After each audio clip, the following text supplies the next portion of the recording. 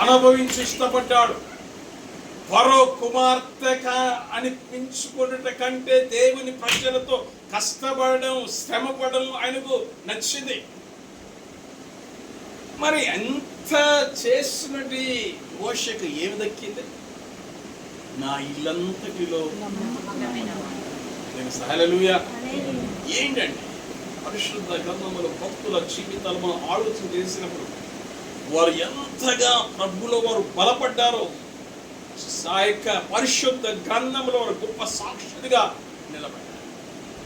మోషే జీవితం కూడా ఎంత ఆదర్శప్రాయం. సర్వ సంపదలు విడిచిపెట్టాడు. ఆ సర్వ సంపదల గని అయిన దేవుణ్ణి ఆశ్రయించాడు. అందుకన్నాడు సర్వ సంపద గనివి, సంపదల గనివి, సర్వకృపానిధివి, సంపదల గనివి, సకలము సకలము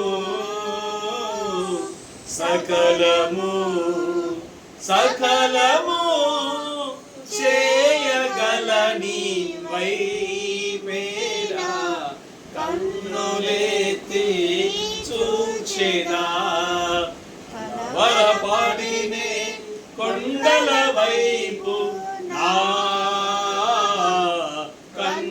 కన్నులెత్తుదునా, కొండల వైపు నా కన్నులెత్తి కొదువతో నేను కుమిలెదనా, కొదువతో నేను కుమిలెదనా. హల్లెలూయా.